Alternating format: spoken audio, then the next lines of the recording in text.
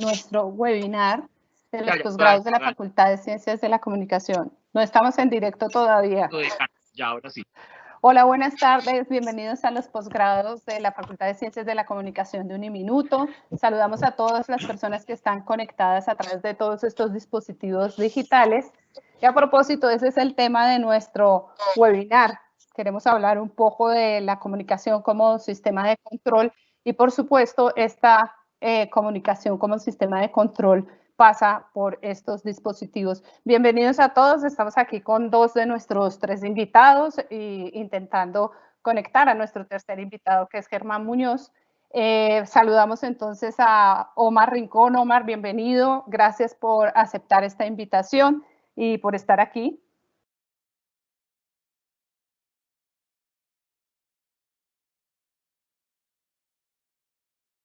Creo que tienes apagado el micrófono, Omar. ¿Viste? Era para que no me vigilaran. Entonces, un saludo a todos y que estén muy bien. Saludos a Paco, a vos y a los que se han podido conectar, porque pues apenas se abre, la gente puede comenzar a conectarse, entonces esperamos que hayan podido conectarse.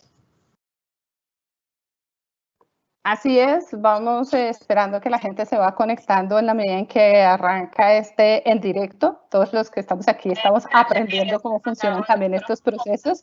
Francisco Sierra, bienvenido. Francisco está en España, en la Universidad de Sevilla, y desde Sevilla nos está acompañando con estas horas de diferencia. Muchas gracias por aceptar esta invitación, Francisco. Bienvenido a nuestra universidad, como siempre. Muchas gracias, decana. Un saludo a Omar. Muy buenas noches desde Sevilla.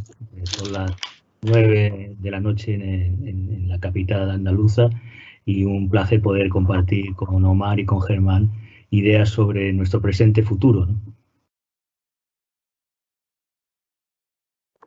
Bueno, muy bien. Entonces, para comenzar y motivar un poco este encuentro en el que queremos hablar de la comunicación como dispositivo de control, quisiera compartirles estas primeras imágenes. Sin deseo hacer ningún spoiler a nadie, invitarlos a ver o por lo menos tener estas imágenes, que son imágenes de dos de los capítulos de la serie Black Mirror, la serie dirigida por Charlie Brooker. Y este es uno de esos capítulos donde se ilustra las consecuencias en una sociedad donde vivimos de los likes y de los puntajes, ¿no? La historia de Lacey, que desea tener los mejores puntajes porque eso le va a permitir tener una mejor opción para casarse, para comprar casa, etcétera. Y la última imagen, la del costado derecho, donde vemos cómo ella, de un 4.2 de puntajes adquiridos a través de las redes, termina en un 3.1 y al final del capítulo, que ya lo podrán ver en su momento, pues las consecuencias que esto trae en su vida social. Un poco para motivar las cosas que queremos hablar en este webinar. Y aquí tenemos unas segundas imágenes de otro capítulo, el capítulo Blanca Navidad, de esta misma serie. Las imágenes en las que la esposa de Joe lo elimina, por decirlo así, de su vida social y la manera como él termina siendo visto y como él termina viendo en este último recuadro a su esposa y a su hija. Una serie que nos invita también a pensar es el uso de estas tecnologías, los procesos de comunicación, los dispositivos de control, las huellas que dejamos a través de todas estas tecnologías y dispositivos de información y de comunicación. En el costado izquierdo abajo en esta presentación vemos también otra parte del capítulo Blanca Navidad, que tiene que ver con el manejo de nuestras conciencias a través de otros dispositivos informáticos. Esto, como decía, para motivar un poco el inicio de esta conversación y que va por ahí, va por pensar un poco en, bueno, cuáles son esas transformaciones que la gran conectividad y esa casi ubicuidad en la que estamos viviendo hoy y de la que algunos nos habíamos marginado por un largo tiempo, pues se hacen mucho más visibles en este tiempo y en este momento que estamos obligados a vivir prácticamente, ¿no? Obligados a utilizar estas tecnologías, a hacer este encuentro de esta manera, seguir nuestros debates académicos de esta forma. Y pues voy a comenzar dándole la palabra a Francisco Sierra. Vamos a tener 2 rondas de intervención de nuestros invitados. La primera de ellas, la idea es que cada uno de ustedes pueda describir de alguna forma cómo ven estas realidades de lo que significa la comunicación como dispositivo de control, sobre todo en esta era de la conectividad.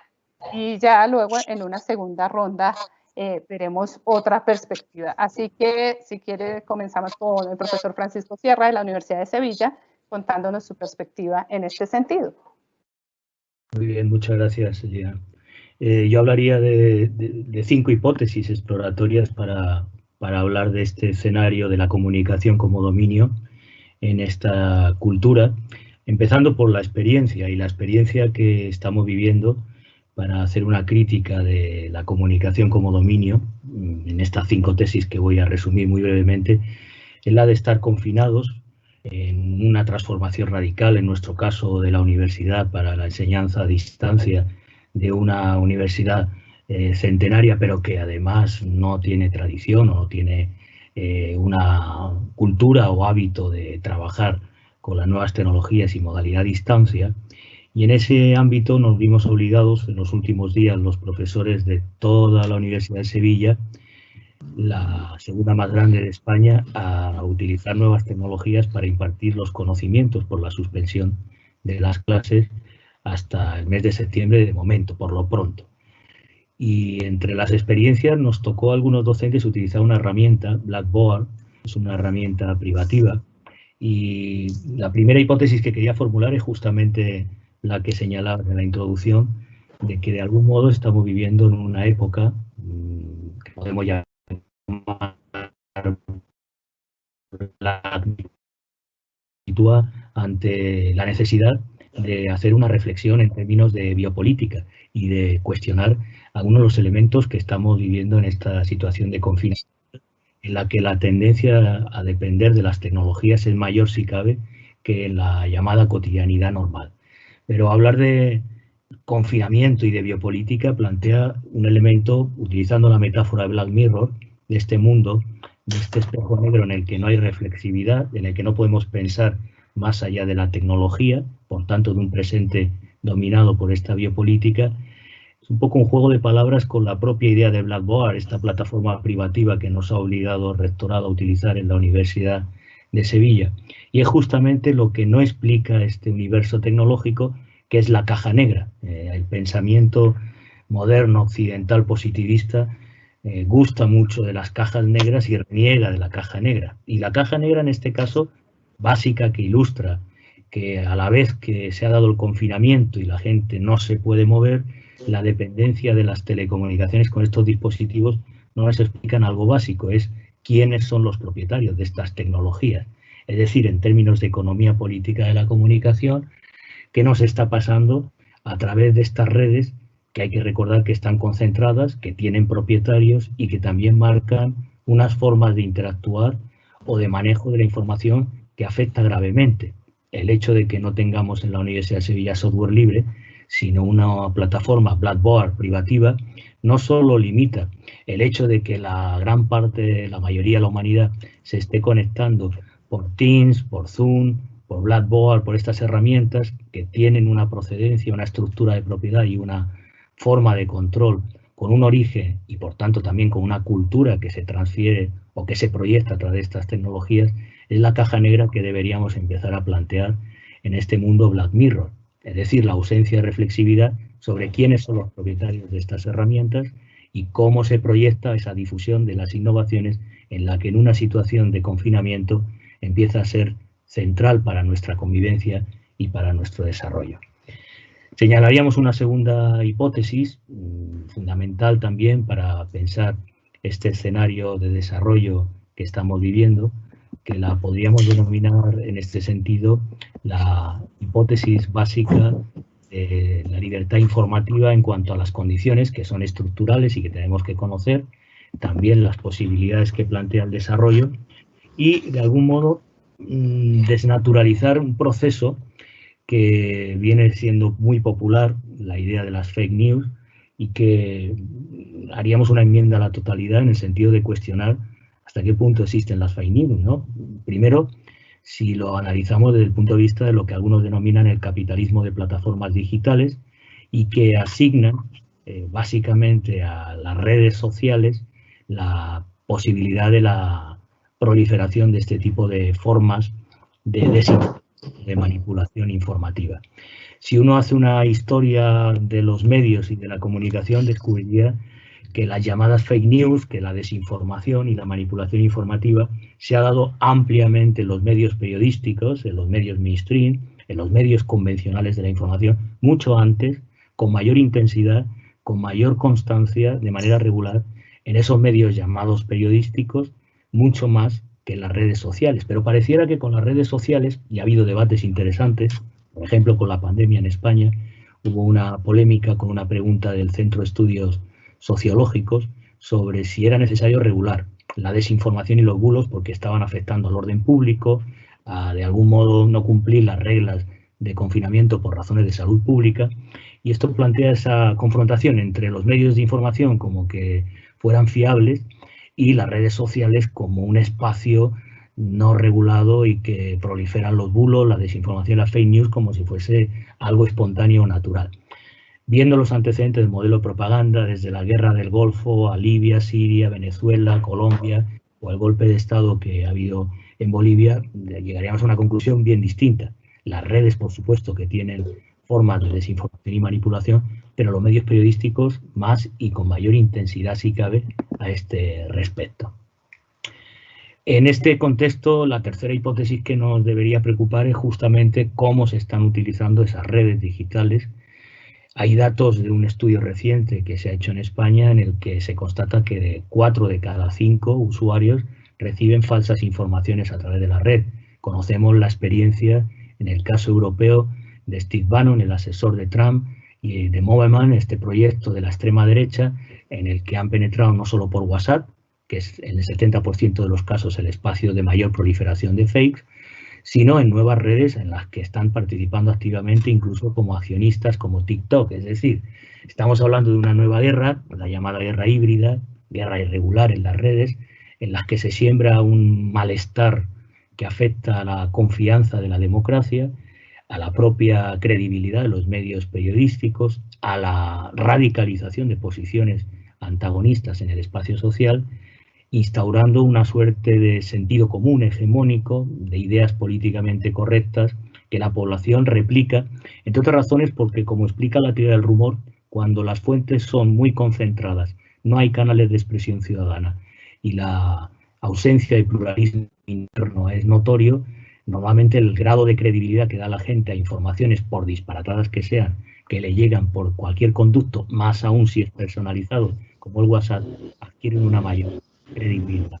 Se ha estado utilizando este tipo de herramientas en procesos de intervención en guerra, en el caso concreto de Steve Bannon y de Moveman en Europa, una red de extrema derecha con el fin de reinstaurar, no sabemos bien qué orden neoliberal en un escenario francamente que pone en peligro las formas de democracia y en el que tendríamos que discutir el sentido de la regulación y las políticas. En la segunda intervención hablaré de algunas propuestas, pero es un tema que sí es importante señalarlo porque cuando hablamos de comunicación como dominio hay que ser consciente que en las redes se está desplegando una forma irregular de guerra, una guerra psicológica, activa, permanente y que amenaza gravemente las formas de institucionalidad y democracia.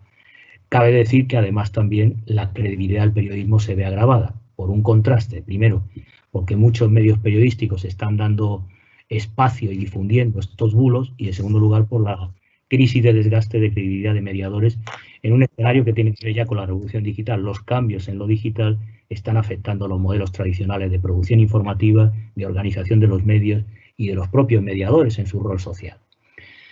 La cuarta hipótesis que sí tendríamos que discutir o de algún modo problematizar es el Big Data y el control de esta información. En la era de la inteligencia artificial, de la robotización, incluso de la producción de noticias, lo que algunos han llamado el algoritmo, nos tenemos que plantear para qué se está midiendo los datos. Cuando nos están extrayendo datos y se sistematiza, ¿para qué?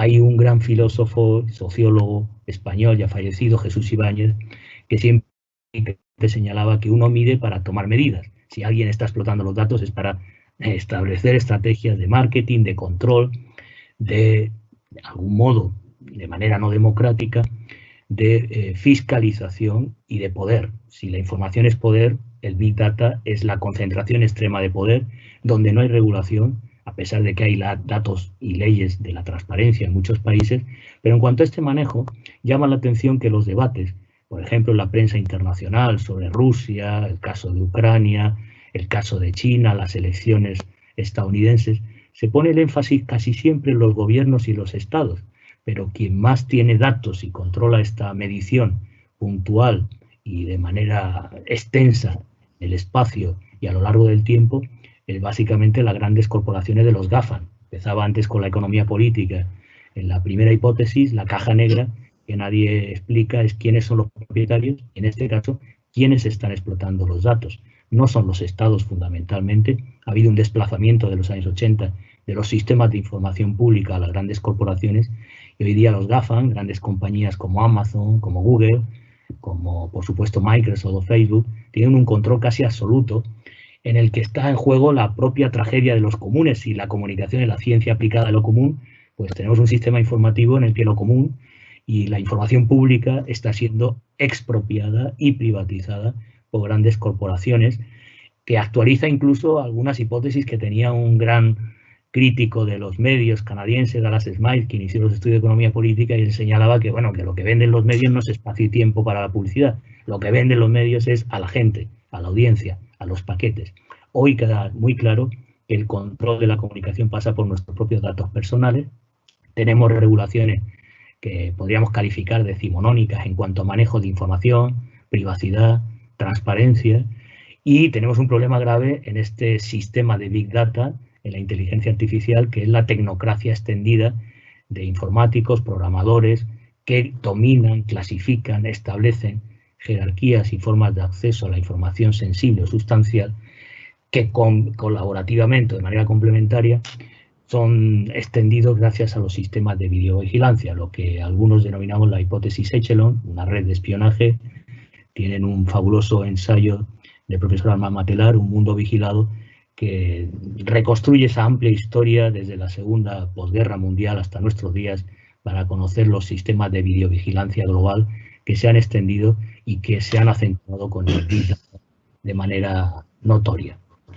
Y terminaría con una quinta hipótesis en esta primera ronda de intervención, que es un tema poco tratado. Y en los últimos años acabo de terminar un ensayo sobre marxismo y comunicación que iba a salir inicialmente ahora en el mes de mayo, pero con la pandemia pues saldrá probablemente en julio o en septiembre ya. Y uno de los temas que abordamos es la economía política del tiempo. El sistema de control, decía un clásico de los estudios culturales, se da en el espacio y en el tiempo. En el espacio es evidente que los medios, con el concepto de penetración, de difusión, ocupan todo nuestro espacio, el doméstico y el espacio público. Pero poco hemos reflexionado sobre el tiempo. Cuando se habla de economía de la atención, en las redes digitales, en los nuevos sistemas de información, las formas de dominio se dan fundamentalmente en la regulación temporal. Un gran marxista, Moïse Ponston, hace poco falleció, hizo un trabajo sobre la teoría del valor de Marx centrado en el tiempo y señalaba que, como todos sabemos, la teoría de la alienación y del control, del dominio y la explotación que criticaba Marx es en cuanto al tiempo, por el cual nosotros prestamos nuestra vida para recibir un salario. Ese tiempo se ha ampliado con el nuevo capitalismo cognitivo, con las formas de desarrollo de las redes tecnológicas. Está documentado por la sociología del trabajo que las horas dedicadas a tareas productivas de la mayoría de la población mundial se ha incrementado a través de las nuevas tecnologías, y a través de las nuevas tecnologías también se está expropiando de nuestros datos y generando valor, aunque no hay una relación salarial, cuando estamos navegando en las redes, cuando estamos intercambiando información, cuando producimos contenidos en nuestros perfiles en Internet.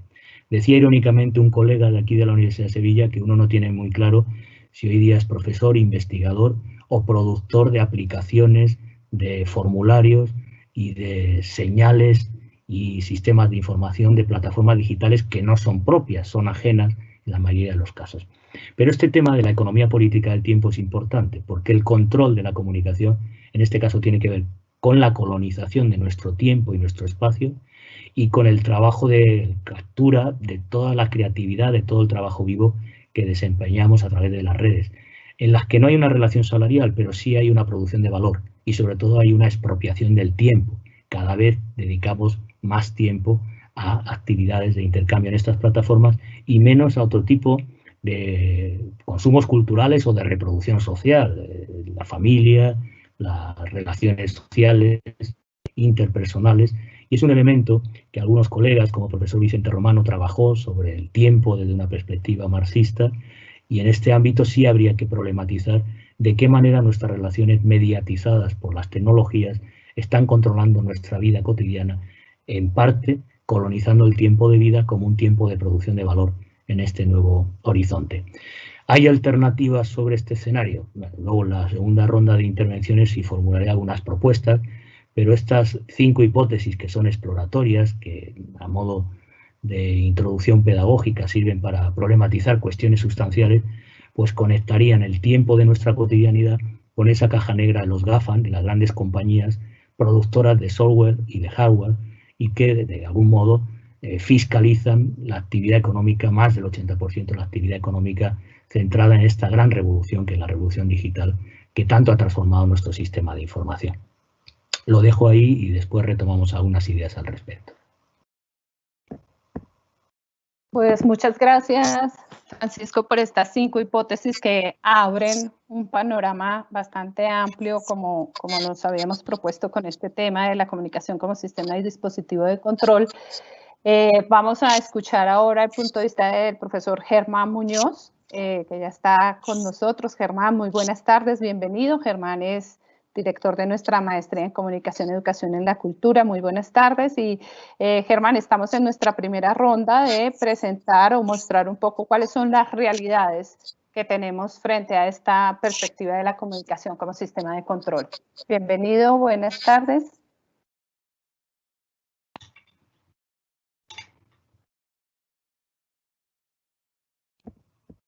Ya, disculpa que tenía el micrófono cerrado. Okay. Buenas tardes, ¿me escuchan bien? Perfecto. Sí, te escuchamos perfectamente. Gracias, un gusto encontrarme con esta mesa, con Omar, obviamente con Paco, contigo Eliana, con toda la audiencia que se encuentra en este momento conectada. Le ruego el favor a Jason de colocar la presentación que envía su correo. Yo, mientras cuelga la presentación, pues introduzco brevemente. En particular me interesa en esta relación, establecer la relación entre comunicación y control, que creo yo que requiere de entrada 4 grandes claves de interpretación. A cada una de estas, pues dedicaré algún tiempo. Como aparece en la pantalla, esta relación yo la propondría, pasa a la siguiente por favor, en las 4 hipótesis que aparecen en la pantalla a continuación. Siguiente por favor, Jason.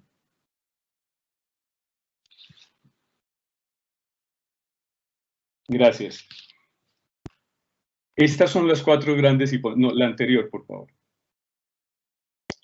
Estas son las 4 claves de interpretación. Yo diría entonces que, en primer lugar, hemos normalizado globalmente el estado de excepción. Lo estamos llamando la nueva normalidad. En otras épocas hemos hablado de estado de sitio, de estado de conmoción, de estado de alarma. Hoy la excepción autoriza decretos ley, cierre de fronteras, toques de queda, confinamiento obligatorio, ejercicio precario de la supervivencia para muchos, clausura de escuelas y de espacios de encuentro y, en términos amplios, miedo a la vida social. La segunda clave de interpretación me permite hablar de una matriz de realidad que es el modelo bélico y medicalizado. Estamos en guerra contra un enemigo invisible. En Colombia y países vecinos durante años hemos convivido con el enemigo interno, es decir, con la subversión y el comunismo, pero después de los acuerdos de paz se ha decretado su exterminio indolente y ha sido gota a gota. Hoy el nuevo enemigo es invisible, lo cual justifica una guerra global como salida a la actual crisis socioeconómico-sanitaria. En tercer lugar, pienso que estamos en tránsito de lo comunitario a lo inmunitario. El otro, el nosotros, es contagioso. Se suprime entonces el concepto de humanidad que comparte, que convive, que comunica, que afecta y es afectada. Y la cuarta clave yo la propongo entendiendo que la estrategia fundamental en este cambio de época es la cibervigilancia comunicativa mediada tecnológicamente. Es lo que se está llamando en todas partes la nueva normalidad. Todo lo anterior, estas cuatro claves, producen en este momento algo que se podría llamar aislamiento virtuoso, proclamado por los discursos mediáticos en paralelo con la responsabilidad individual y con ese estado de excepción de la primera clave, que son las armas de acción letal contra la peste. ¿Quiénes van a caer en este aislamiento virtuoso? Los más vulnerables, los que llamaría Bembe, los que no merecen vivir, es decir, los pobres, los migrantes, las minorías étnicas, los otros enfermos, los opositores, los insurrectos, los condenados de la tierra, como diría Fanon. Entramos entonces a mirar un poquito más detalladamente cada una de estas cuatro claves. Siguiente, por favor.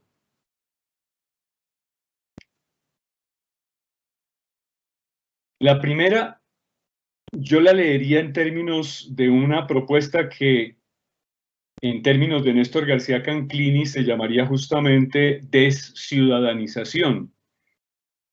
Néstor García Canclini levanta su voz para hablar de una vigilancia corporativa generalizada, de una dictadura sanitaria.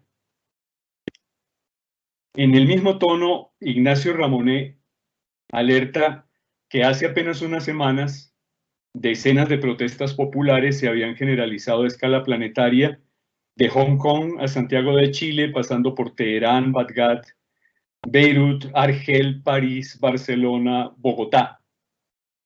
El virus las ha ido apagando una a medida que se extendía rápido, furioso por el mundo. A las escenas de masas festivas ocupando calles y plazas, suceden las insólitas imágenes de avenidas vacías, mudas, espectrales. Y Paul Preciado habla de una prisión blanda, de políticas que se reproducen ahora sobre los cuerpos individuales, como las políticas de la frontera y las medidas estrictas de confinamiento e inmovilización que hemos aplicado durante estos últimos años a migrantes y refugiados, hasta dejarlos fuera de toda comunidad. Durante años los tuvimos en el limbo de los centros de retención. Ahora somos nosotros los que vivimos en el limbo del centro de retención de nuestras propias casas.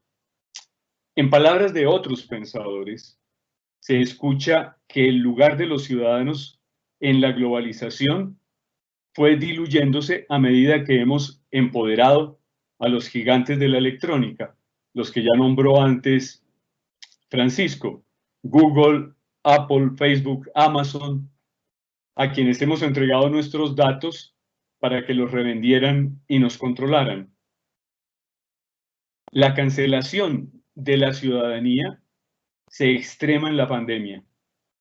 China posee 400 millones de cámaras en sitios públicos, una por cada 4 habitantes, y nos impresiona por su capacidad de detectar en cada cuadra comportamientos peligrosos. En Colombia conocemos un Estado autoritario que también espía ilegalmente desde hace años a sus ciudadanos. Por otro lado, aunque la solidaridad ciudadana suele ser de alta intensidad, es de corta duración. Nos preguntamos, por tanto, si van a cambiar los ciudadanos gracias a esta solidaridad, cuando se conecten permanentemente, si van a reafirmar su ciudadanía cuando estén en las redes, los vecinales, los colegas, los amigos, los familiares, todos aquellos que podrían generar una nueva ciudadanía. Pero hoy sabemos que miles de trabajadores, migrantes, jubilados, jóvenes, son prescindibles. Y nos preguntamos, ¿cuáles son los límites en una economía con formato electrónico dominante? La rápida recuperación sanitaria y económica de China, cuyo capitalismo se sostiene en el disciplinamiento, obliga a pensar en el liderazgo económico que puede tomar el gigante asiático y el impacto que tendrá en América Latina, donde es primer o segundo inversor en varios países. Si China extiende su dominio económico, su prestigio sanitario y sociocultural, ¿exportará también el disciplinamiento? ¿Qué alternativas tenemos al reemplazo de un imperio por otro cuando la caída de las economías y el empleo empeore el malestar? En algunos países, los virajes políticos han sido liderados también por iglesias ultraconservadoras, por sectores de extrema derecha, como en Brasil. En otros países, a través de elecciones o mediante sumisión consentida a un caudillo, como en Colombia. Entonces, ¿qué esperar de los ciudadanos? ¿Las urgencias de una dictadura sanitaria que agrandan el papel de los grupos armados, no pocos mafiosos, en todos los países afectados y que avalan la vigilancia permanente y generalizada? Siguiente, Jason, por favor. La segunda clave, que yo la llamaría el modelo bélico y medicalizado de realidad, habla de la declaración de guerra global al virus, que autoriza salidas extremas. Una es usar el sistema computarizado, gracias a los dispositivos de los teléfonos móviles, las tarjetas de crédito débito, que calculan cuánta gente estuvo cerca del infectado. Ya están funcionando masivamente aplicaciones para smartphones pensadas para tener un mayor control sobre la expansión del virus mediante el seguimiento digital de los ciudadanos presentes en zonas de contagio o que padecen la enfermedad, todo lo cual pasa por encima del riesgo de intrusión en la privacidad. La aplicación almacena toda la información de cada ciudadano y sus cercanos. También permite realizar un seguimiento por dispositivo vía satélite GPS de cada persona sospechosa. Si ésta sale de su área de confinamiento asignada, la aplicación lo sabe inmediatamente y envía una alerta tanto al sospechoso como al oficial que controla la zona. La multa por desobediencia puede alcanzar hasta $8.000. No cabe duda de que el rastreo de los teléfonos móviles, aunque sea para una buena causa, diría yo entre comillas, abre la puerta a la posibilidad de una vigilancia masiva digital. Tanto más cuanto que las aplicaciones identifican a cada instante dónde estás y pueden compartirlo todo con el Estado.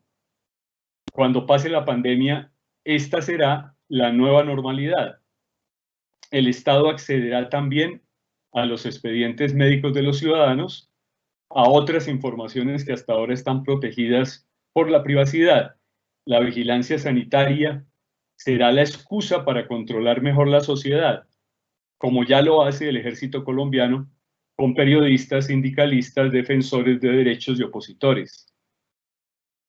Paraísos de la cibervigilancia como Corea del Sur, Singapur, Taiwán y sobre todo China, se convierten en los modelos del porvenir.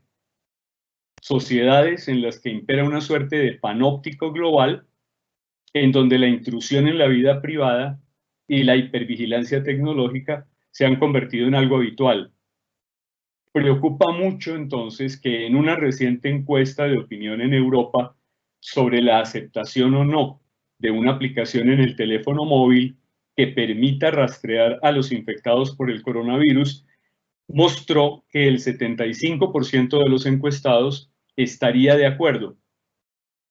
Gobiernos democráticos no dudan en vigilar mejor a los ciudadanos usando medidas excepcionales permanentes, la cibervigilancia y el biocontrol. Esta mañana en un noticiero yo escuchaba hablar de unos cascos inteligentes de la policía china que usan los policías, una policía sanitaria, cascos con los cuales se tiene control inmediato, directo, sin ningún dispositivo diferente, de la temperatura de todos los que enfoca el casco y de los datos del Big Data que se encuentra en el rostro identificado de cada uno de ellos. Siguiente, por favor. La tercera clave yo la nombraría en términos de el tránsito de lo comunitario a lo inmunitario. Y me valgo de la reflexión de Paul Beatriz Preciado, menos conocido que los pensadores nombrados anteriormente, quien reflexiona a partir de Foucault, que fue víctima mortal de un virus. Me impresiona su lectura de lo inmunológico. Este momento histórico pone el acento en la palabra inmunología. Curiosamente, comunidad e inmunidad comparten la misma raíz, munus, que en latín era el tributo que alguien debía pagar por vivir o formar parte de la comunidad. La comunidad es un grupo humano religado por una ley y una obligación común, pero también es una ofrenda. La vida buena y bella compartida es lo que se llama la comunidad. El sustantivo inmunidad, en cambio, niega el munus. El inmune entonces posee un privilegio que lo exonera de los deberes societarios que son comunes a todos. Hay una jerarquía entre aquellos cuerpos que están exentos de tributos, los que son considerados inmunes, y aquellos que la comunidad percibe como potencialmente peligrosos, los no inmunes, que serán excluidos en un acto de autoprotección. Sabemos que es potestad de la autoridad sacrificar otras vidas en beneficio de una idea de su propia soberanía. El estado de excepción normaliza esta insoportable paradoja. La Alemania nazi caracterizó a una parte de su propia población, los judíos, los gitanos, los homosexuales, los discapacitados, como cuerpos que amenazaban la soberanía de la comunidad aria, y decidió inmunizarse contra ellos. La compresión inmunológica de la sociedad fue caldo de cultivo del nazismo, que ha pervivido en Europa, legitimando las políticas neoliberales de gestión de sus minorías racializadas y de las poblaciones migrantes. El virus actúa a nuestra imagen y semejanza. No hace más que replicar, materializar, intensificar, extender a toda la población las formas dominantes de gestión biopolítica y necropolítica que ya estaban trabajando sobre el territorio nacional y sus límites. De ahí que cada sociedad pueda definirse por la epidemia que la amenaza y por el modo de organizarse frente a ella. El padre Francisco de Rú, colombiano, ha sentenciado: la pandemia singular de Colombia es nuestro conflicto armado y las innumerables formas de corrupción que lo alimentan. ¿Cuáles son las vidas que estamos dispuestos a salvar? ¿Cuáles aquellas que sacrificaremos? En el contexto de esta mutación, lo esencial es la transformación de los modos de entender la comunidad humana y la inmunidad donde el virus opera, que se convierte luego en estrategia política. COVID-19 ha desplazado las fronteras del territorio nacional o transnacional hasta el nivel del cuerpo individual. El cuerpo, tu cuerpo individual, como espacio vivo, como entramado del poder, como centro de producción y consumo de energía, se ha convertido en el nuevo territorio en el que las agresivas políticas de la frontera que llevamos diseñando y ensayando durante años se expresan ahora en forma de barrera y guerra frente al virus. La nueva frontera es la mascarilla, el aire que respiras, que debe ser solo tuyo. La nueva frontera es tu epidermis, el nuevo centro de confinamiento es tu piel. Cuarta y última clave. Hablamos entonces de cibervigilancia comunicativa. La última de las claves, que es ahora determinante para comprender la relación entre comunicación y control, es el lugar estratégico de la cibervigilancia. En esta sociedad digital pasamos de formas de control disciplinario y arquitectónico a formas de control mediático cibernético de la población. Las prácticas estatales de biovigilancia y control digital se han normalizado, se han convertido en necesarias para mantener una cierta idea de la inmunidad, un modelo de sociedades blancas y puras, abiertas en su interior, pero totalmente cerradas a los extranjeros inmigrantes. Un nuevo modo de entender la soberanía en un mundo patriarco colonial, en un contexto en el que se preservan a ultranza la identidad sexual y racial. Frente al COVID-19 se producen medidas estrictamente disciplinarias, como el confinamiento domiciliario de la totalidad de la población, la lógica de la frontera arquitectónica y el tratamiento de los casos de infección dentro de enclaves hospitalarios clásicos. Pero más efectiva ha sido la biovigilancia, la detección individual del virus a través de la multiplicación de test de vigilancia digital constante y estricta de los enfermos a través de dispositivos informáticos móviles que permiten trazar los movimientos del cuerpo individual. El teléfono celular se ha convertido en un brazalete biométrico que, conectado al sistema GPS, informa a la policía de los movimientos de cualquier cuerpo sospechoso. Para el ojo digital del Estado ciberautoritario, somos ciberusuarios sometidos a la transparencia digital y la gestión de Big Data en tiempo real. Lo más preocupante es la tolerancia ciudadana frente a este control estatal y corporativo. Emerge entonces, dice Preciado, una nueva subjetividad como forma de administración de la vida y de la muerte, una nueva utopía de la comunidad inmune y una nueva forma de control del cuerpo. El sujeto del tecnopatriarcado neoliberal que la COVID-19 fabrica no tiene piel, es intocable, no tiene manos, no intercambia bienes físicos, ni toca monedas, paga con tarjeta de crédito, no tiene labios, no tiene lengua, no habla en directo, deja un mensaje de voz, no se reúne, no se colectiviza, es radicalmente individuo, no tiene rostro, tiene máscara, su cuerpo orgánico se oculta para poder existir tras una serie indefinida de mediaciones semiotécnicas, una serie de prótesis cibernéticas que le sirven de máscara, la máscara de la dirección de correo electrónico, la máscara de la cuenta Facebook, la máscara de Instagram. No es un agente físico, sino un consumidor digital, un teleproductor. Es un código, un píxel, una cuenta bancaria, una puerta con un número, un domicilio al que Rappi puede enviar sus pedidos.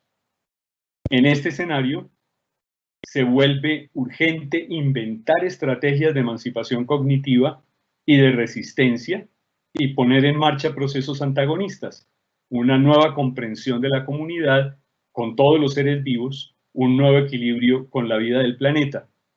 La curación no puede ser un simple gesto inmunológico negativo de retirada de lo social, de cierre de la comunidad.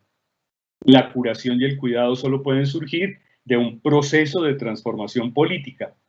Sanarnos a nosotros mismos como sociedad significaría inventar una comunidad más allá de las políticas de identidad con las que hasta ahora hemos producido la soberanía, pero también más allá de la reducción de la vida a su biovigilancia cibernética. Seguir con vida, mantenernos vivos como planeta frente al virus, pero también frente a lo que pueda suceder, significa poner en marcha formas estructurales de cooperación planetaria. Si queremos resistir a la sumisión, debemos mutar. Pero pasar de una mutación forzada a una mutación deliberada, cambiar la relación de nuestros cuerpos con las máquinas de biovigilancia y biocontrol, que no son simples dispositivos de comunicación.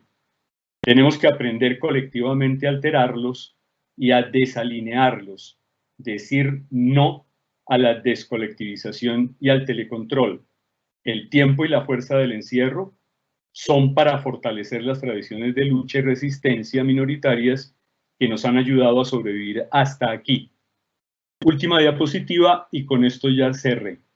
Mil gracias y seguimos entonces en la conversación. Pues muchas gracias, Germán. Germán nos presenta 4 claves para entender esta relación entre comunicación y control que se unen a estas y se cruzan de alguna manera estas 5 hipótesis que ya Francisco Sierra en esta primera ronda nos había compartido. Bueno, pues ahora vamos a pedirle al profesor Omar Rincón, profesor de la Universidad de los Andes, que está con nosotros también en esta tarde, para que él nos comparta esta primera mirada sobre las realidades de esta comunicación como dispositivo de control. Omar, buenas tardes nuevamente, bienvenido y bueno, te escuchamos. Buenas tardes, no sé si me ven, ¿sí me ven o no me ven? ¿Me ven? ¿No me ven? Sí. ¿Sí me ven? Ah, bueno, listo. Me puse esta máscara simplemente para ver si podía evadir la cibervigilancia y el control del... Y pues uno cree que ya no saben que estoy aquí. O sea, me llamo Omar Rincón, tengo una máscara y funciono. Pero hoy en día eso no funciona así porque ya no importa la máscara que yo me ponga. Hoy la sangre nuestra es lo digital, o sea, la sangre que vale no es la mía, no es mi cuerpo, no soy yo el que vale. Lo que vale son los datos que yo ponga en esta maquinita que es el computador que tengo o en este teléfono que tengo acá. Entonces yo ya no existo, son mis datos, mi identidad y yo valgo por los datos. Y ahí hay datos buenos. Yo, por ejemplo, paro aquí para hacer 2 cosas ahí. Con esta introducción, quería solamente hacer la introducción, pero antes me devuelvo y saludo a Germán y a Francisco, colegas a los que admiro mucho y que han trabajado temas filosóficamente muy importantes. Germán yo lo conocí hablando de Foucault, que se puso de moda ahora hace, no sé, como 30 años, y ya estaba hablando de Foucault. A Francisco también no es que se hable ahora de la biopolítica y de la economía política cognitiva, sino que viene de la economía política cognitiva, viene desde mucho rato, entonces creo que la cercanía a esos temas es muy interesante. Segundo, quiero saludar a los que nos están viendo, los que nos vean, y un poquitico decir que pues yo hablo un poco desde el privilegio de tener empleo, de tener una casa, de estar conectado, de que mal que bien la conexión sirva, de estar solitario, y que creo que el drama humano que está viviendo 60% de la gente que está desempleada sin futuro, sin saber para dónde coger y además de todo vigilada, es un tema también muy interesante de analizar para eso. Y 2 comentarios sobre lo que acaban de decir los colegas. Me ponía a pensar acerca de lo que Francisco decía y un poquitico en esa economía política del dato y el símbolo, cuando hablaba de la economía política del tiempo, que hay un tema adicional al que planteó Francisco que es interesante de comenzar a mirarlo, y es que el capitalismo hasta ahora nos ha hablado eternamente y la modernidad del futuro, siempre es el futuro y dele con el futuro. Y casi que eso implica un desprecio por el presente. Pero creo que lo que nos está pasando también vuelve a poner como la neurosis en el futuro, pero como que estamos perdiendo de vista que lo que de pronto hay que hacer es expandir el presente, que hay que comenzar a pensar menos en el futuro y más en los presentes que tenemos. Me parece como interesante desde ahí. Y con lo de Germán me encanta lo que trabaja en la metáfora de desciudadanización y de lo comunitario a lo comunitario, porque no solamente, no sé si es inmunológico ahí Germán, sino también, por ejemplo, la metáfora que me parece que está triunfando, que me parece espectacular como metáfora higiénica de lavarse las manos. O sea, nos lavamos de las manos no solamente físicamente, sino frente a la historia, frente al otro, frente a la sociedad, frente a las responsabilidades, frente a todo. O sea, estamos totalmente vistos desde ahí. Dicho esto, y hablando con lo que Eliana nos introdujo de la serie de televisión, claro, Black Mirror habla de la distopía tecnológica o la tecnoparanoia, si quiere. Y es verdad, la estamos viviendo. Siempre que presentábamos Black Mirror decíamos esto no es ficción, esto es realidad. Pero también me parece que con lo que Germán habla, sale otra serie de televisión que es muy interesante, que es The Wire, donde hace tiempos en Estados Unidos, en Baltimore, se hace un experimento, en esto es de ficción, pero también me parece realidad, donde los que no sirven, los drogadictos, se los anula en un barrio para que se mueran solos y les venden drogas y todo, para que ellos mismos se autoeliminen mientras la sociedad buena va por otro lado. The Wire es otra manera de entender esto. También pensaba que los jóvenes dicen que la serie de este tiempo es The Walking Dead, que todos parecemos zombies en la calle, que todos vamos mirando al otro como con miedo, con ese tipo de cosas. Y yo diría que en el fondo también es Breaking Bad, porque Walter White es un tipo que se enfurece con la sociedad y comienza a matar a todo el mundo para hacer su santísima voluntad, que es un individualismo paranoico que tenemos el día de hoy. Dicho esto, yo solamente voy a decir 3 ideas rapidísimas. La primera es que yo creo que el Big Data, como lo planteaba Francisco, es como, yo hace rato escribí un artículo que llamaba, es la ideología o es la nueva ideología, y es, como nuestra sangre digital es el dato, hoy lo que valemos y vendemos somos los datos. O sea, casi que diríamos, nosotros donamos los datos con una facilidad, dice, estamos de acuerdo con donar los datos y los donamos los datos porque pensamos que para conseguir, lo damos por una conexión de Wi-Fi, lo damos para poder leer un periódico, lo damos para cualquier cosa, para este evento. Si alguien se inscribió tenía que dar sus datos. Esta aplicación que estamos manejando, damos los datos para eso.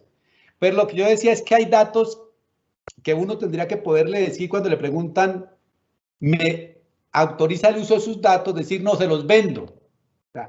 Es mi sangre, es como quien le vende la sangre. Yo debería venderte mis datos.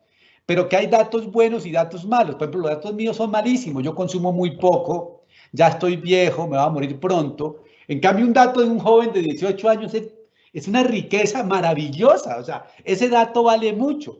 Y en eso la metáfora está interesante, que se mueran los viejitos porque ese dato no sirve, eso ya no sirve. Un dato joven sí nos arregla para este tipo de cosas y creo que ahí ya está un elemento interesante. Y la segunda cosa con la ideología del dato es que la ideología consiste un poco en definir, en ser poder, en definir qué es lo real. O sea, poder, como dice el amigo Pere Ortín, es el poder de definir lo real. Y los datos definen hoy qué es lo real.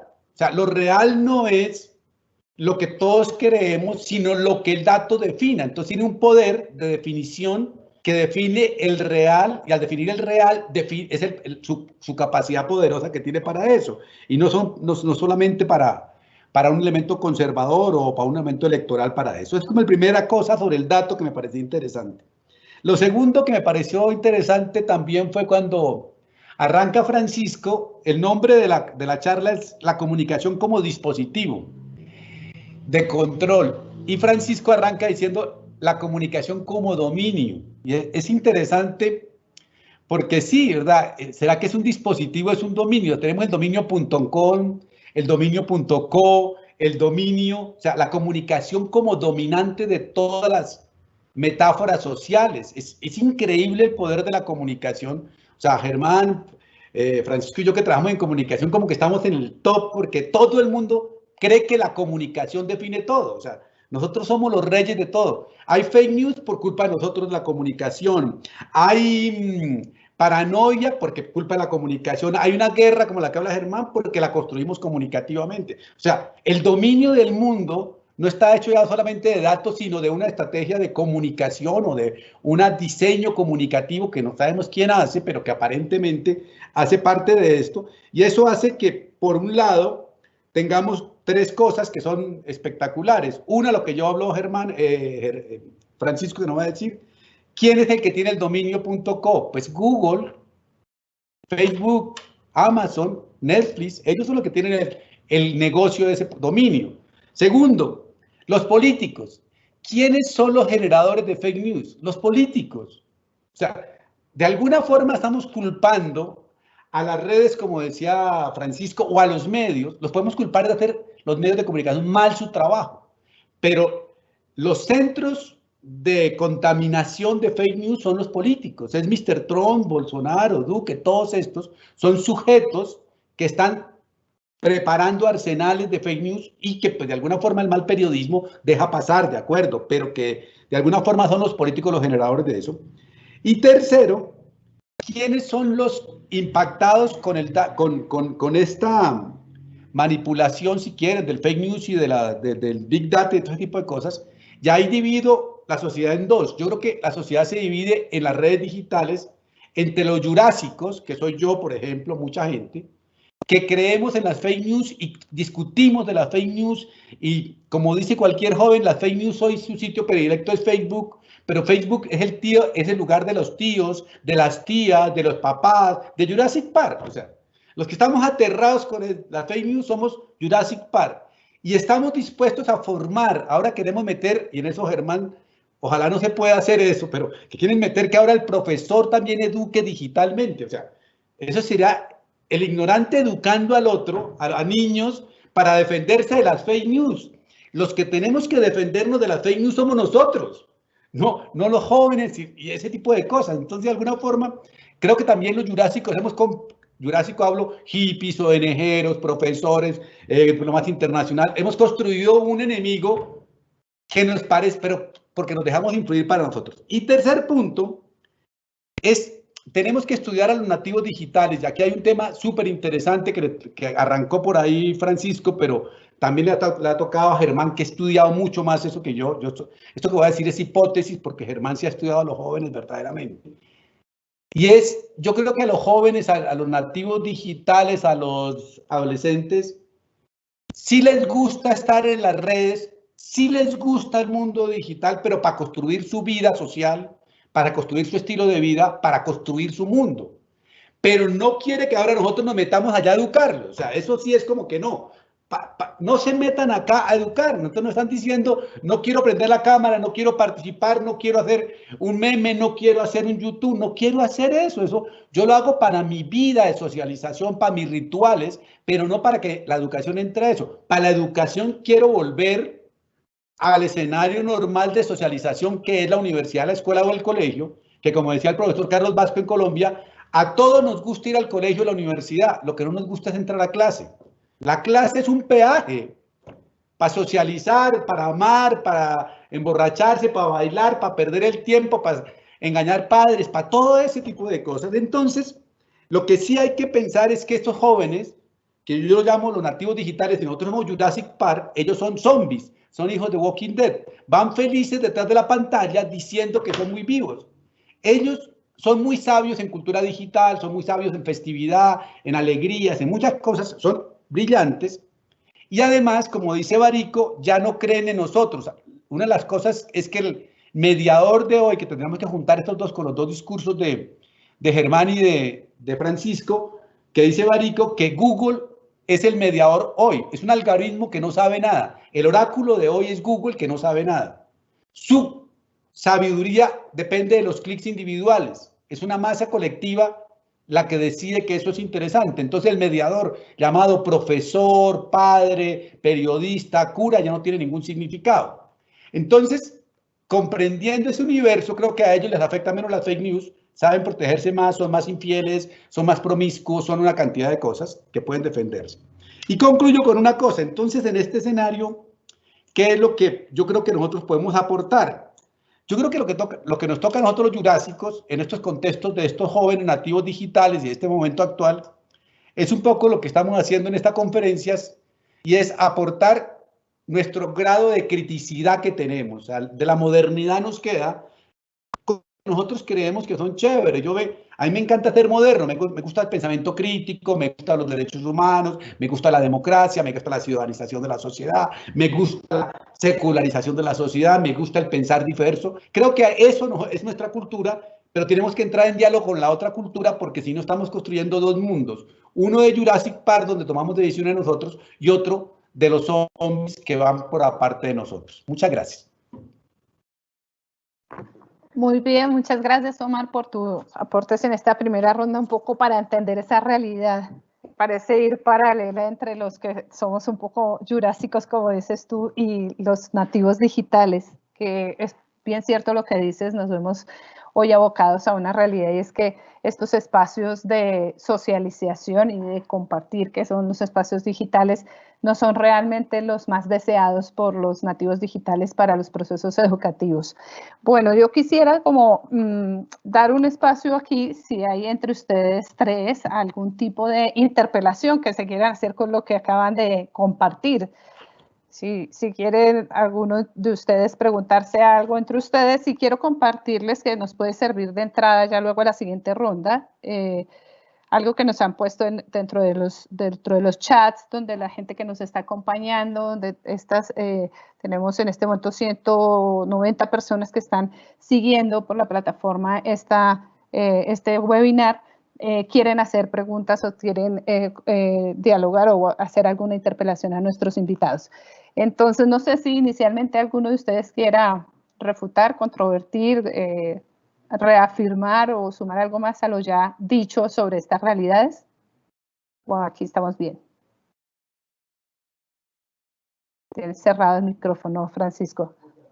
Te toca abrir el micrófono, que está cerrado. Me lo deben haber cerrado. No, retomar un poco la propuesta de Omar, que creo que es importante para quienes siempre hemos estado interesados en la comunicación educativa, que es el reto del diálogo de saberes, porque si hay una nueva subjetividad, hay una nueva ciudadanía, una nueva sensibilidad, una nueva estructura de sentimiento, qué duda cabe que siempre ha sido una confrontación intergeneracional, pero uno de los retos es justamente el diálogo de saberes entre generaciones, en el sentido de que hay unas nuevas competencias, unas nuevas formas de sentir, de pensar y de hacer, y que correspondería desde esa tradición ilustrada, moderna, crítica, recoger los elementos valiosos que hay de formas inmanentes de vida cotidiana que tienen las nuevas generaciones y proyectar también un legado que sigue teniendo valor, pero que debe ser reformulado en términos de diálogo de saberes, en este caso intergeneracionales, que duda cabe. Muy bien, sí. Sí, Eliana. Dale, Germán. En la misma línea que acaba de plantear Francisco en relación con lo de Omar. Yo preferiría hablar, Omar, más que de nativos digitales, de hijos de Internet, que efectivamente tienen otra sensibilidad y que en este momento probablemente son los mejor dotados para poder proponer alternativas a esa cibervigilancia, ya que ellos viven mucho tiempo en ese ciberespacio y son capaces de poder tener una mirada distinta a la que hemos tenido quienes, jurásicos o no, quienes entramos a Internet y nos hemos aventurado a explorarlo un poco, pero no tenemos la misma sensibilidad. Y efectivamente, en el campo de la comunicación educativa, estos hijos de Internet son para nosotros en este momento inspiradores, y yo diría maestros para poder generar, digamos, propuestas de resistencia a este dispositivo de control comunicativo. Bueno, pues con estas interpelaciones vamos entrando a la segunda parte de este webinar, y creo que el público que nos está escuchando, nos está siguiendo, pues tiene como esta misma expectativa frente a los retos. Hay tres preguntas que nos abrirían como el camino a compartir desde sus perspectivas. ¿Cuáles serían los retos frente a estos impactos sociales que estamos viviendo con el tema de los algoritmos, esta resignificación y esta redefinición de lo privado en la que estamos a partir de toda esta cibervigilancia, como señalaban Francisco y Germán y Omar? ¿Cuál es como la posibilidad que tenemos frente a este dominio tanto de los datos como de las fake news? Entonces voy a leer las tres preguntas que nos dan paso a esto. Una es, nos pregunta si tenemos realmente, o cuál es el problema, que usen nuestra información o que no tenemos un receptor educado que pueda entender como de alguna manera como consumidor esta producción de la cultura virtual. ¿Y qué podríamos hacer frente al manejo de estas tendencias si sabemos cómo funciona el Big Data? Otra persona nos pregunta ¿qué elementos consideran necesario para construir una cultura que permita romper con los colonialismos de la comunicación de los poderosos económico-políticos, que permitan una conciencia y sociedad libre y democrática? Y una tercera pregunta nos dice, bueno, tenemos claro que los impactos de la desinformación, de las fake news, que ya se están reportando en todo el mundo, incluyendo que se consideran el peor problema actual de la situación de la cuarentena y el miedo, nos están llevando a que los grandes paquetes de televidentes, lectores, radioescuchas estén buscando en los grandes medios de comunicación una legitimidad de información que ya estaban perdiendo, un poco lo que había señalado Francisco Sierra en su intervención. Con la aparición del Internet y de las redes sociales, ¿se está buscando realmente esa legitimidad? ¿Están ganando legitimidad esos medios? Y la última pregunta sería, bueno, ¿los medios de comunicación de masas siguen teniendo esa legitimidad? Yo agregaría a esto una pregunta que nos hacíamos con otro colega, Alejandro Barranquero, recién comenzó esta cuarentena y decíamos, estamos en un punto de inflexión donde pareciera que estamos destinados a depender de la información oficial y oficialista, ¿no? Entonces, si queremos salir, tenemos que esperar a que nos digan los gobiernos qué podemos hacer.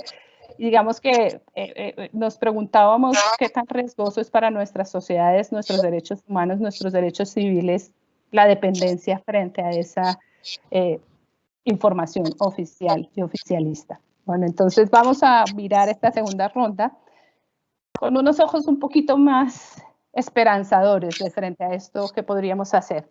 Si quieres, comenzamos, Francisco. Muy bien, muchas gracias. Bueno, hemos empezado hablando de Black Mirror y todo el escenario social que estamos viviendo pareciera propio de una distopía. Y lo que tenemos que ser conscientes es que el hecho de que estemos aquí dialogando, haciendo un ejercicio de reflexividad, es decir, observando y autoobservando los procesos que estamos viviendo, ya es una prueba de que efectivamente en momentos de crisis, en tiempos de bifurcación o encrucijada como estos, quiere decir que existen alternativas y que podemos, en el orden práctico, formular alternativas y proyectos de transformación de los ecosistemas en una dirección completamente distinta, con todas las potencialidades que ofrecen las nuevas tecnologías. Lo digo por ciertas lecturas que cuando se hace un enfoque crítico se interpelan como si fuese una tecnofobia de algún modo sistemática a cualquier innovación tecnológica, en modo algunos así, ni tecnofilia ni tecnofobia, sino analizar los procesos en un contexto amplio.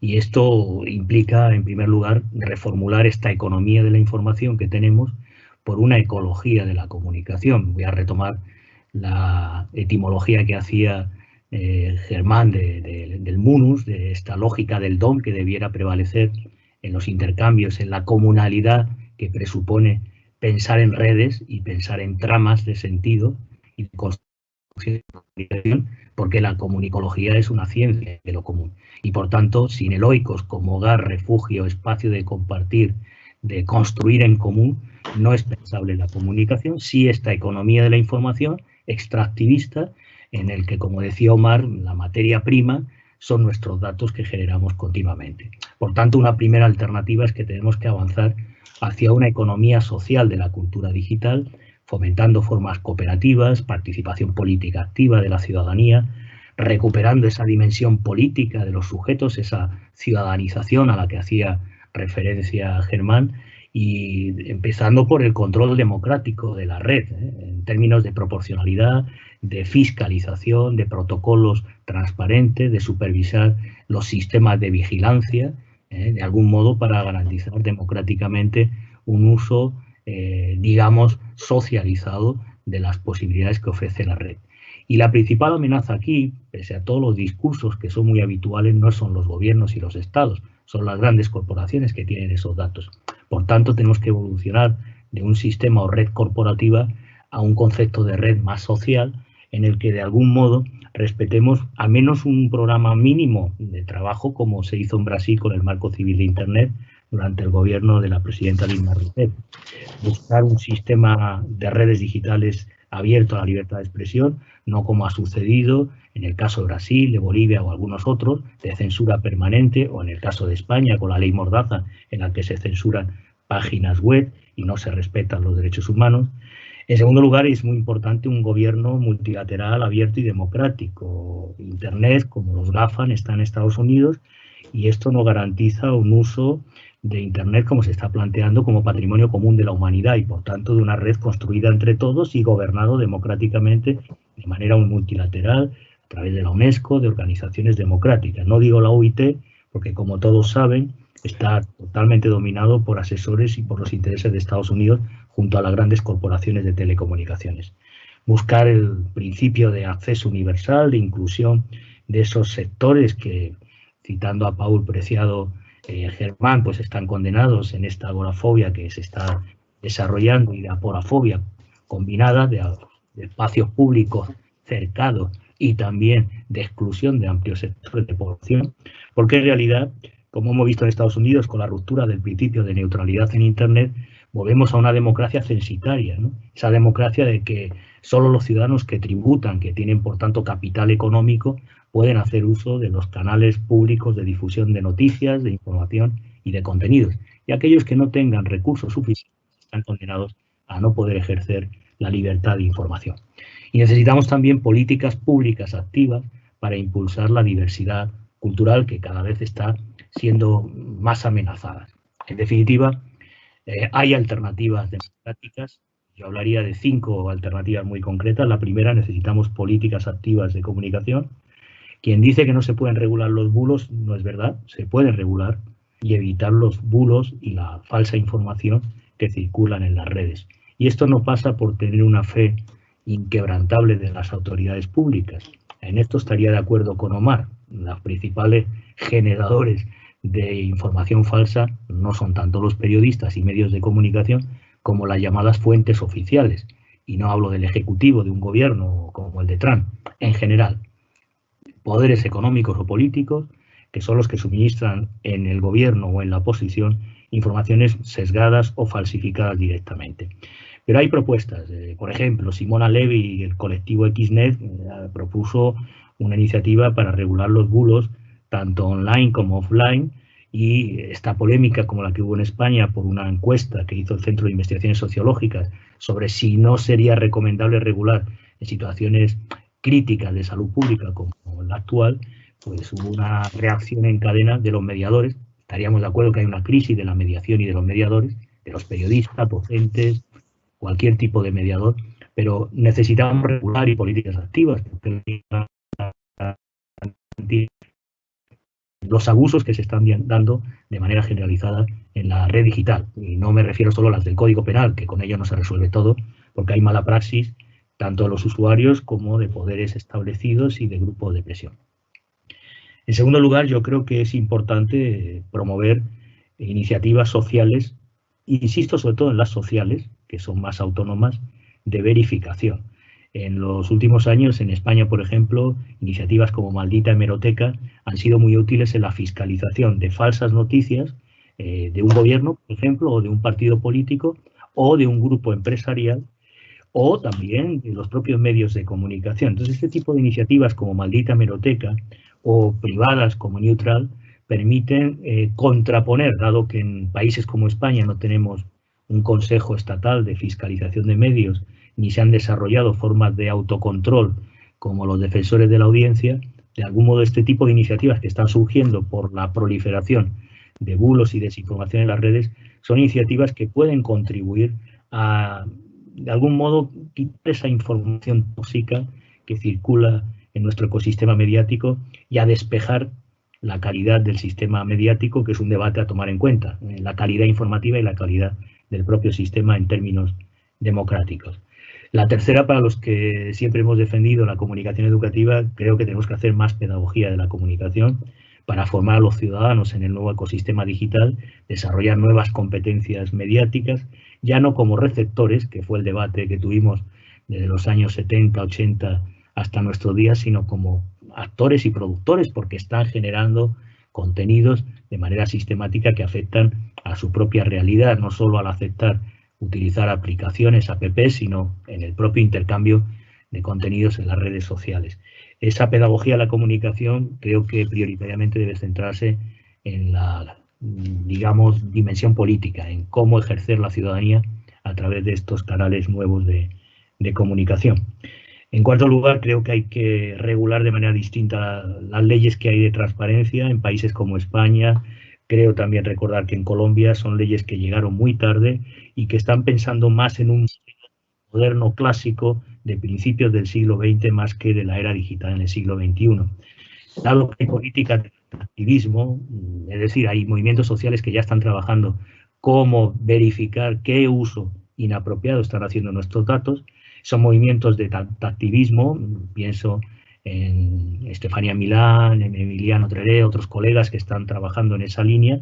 Debemos desarrollarla y exigir a los poderes públicos una regulación distinta en términos de transparencia, empezando por nuestros propios datos, pero también del manejo de la información de dominio público que está siendo transferida sistemáticamente del Estado a manos privadas para un uso precisamente irregular frente a nuestra vida cotidiana y a nuestra autonomía como sujetos de derechos.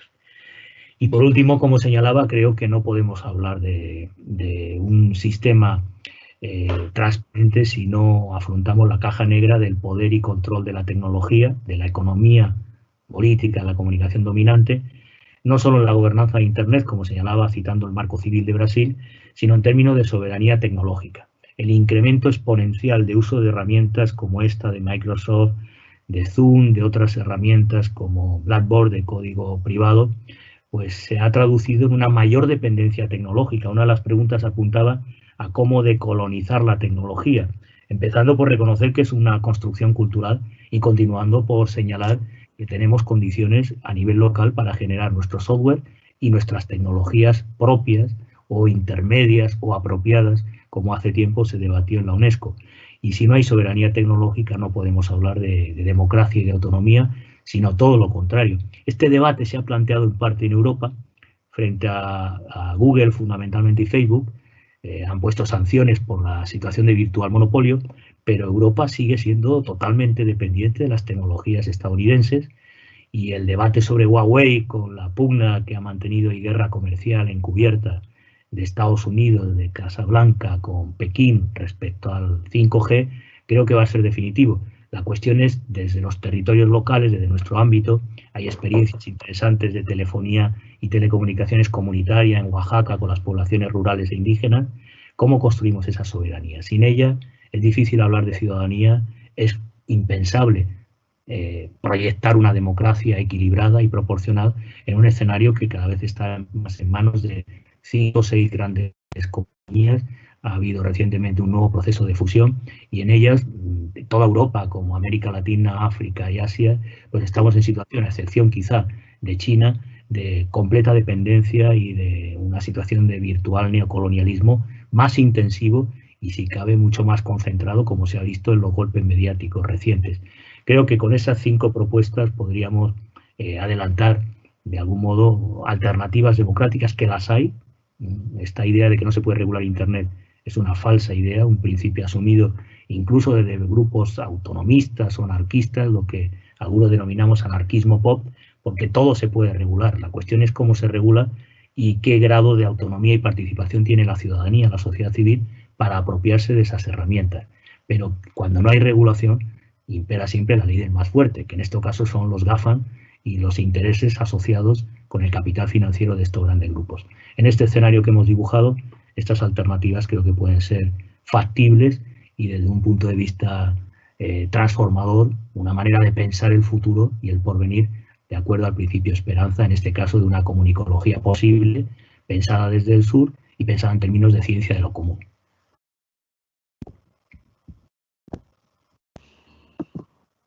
Muy bien, Francisco, muchas gracias. Antes de darle la palabra a Germán, quisiera hacer eco, resonancia a un par de cosas que ha dicho Francisco Sierra en estas propuestas de alternativas democráticas que me parecen claves para responder una de las preguntas que está en nuestro chat y que hace referencia específicamente a eso, a de qué manera podemos aportar a nuestro entorno para evitar que se caiga en la información falsa. Y creo que Francisco ha hablado un poco de estos ejercicios ciudadanos de construcción de verificación de fake news En Colombia, por ejemplo, está Colombia Check, que hizo un trabajo supremamente interesante de seguir, visibilizar fake news durante la campaña electoral y que actualmente también está haciendo un ejercicio muy interesante desde varios grupos de periodistas como Consejo de Redacción y otros grupos de periodistas independientes que ayudan un poco al desarrollo de estos ejercicios. Y creería yo que también ahí es muy importante nuestro propio ejercicio con nuestras comunidades más cercanas, nuestros familiares, nuestros amigos, a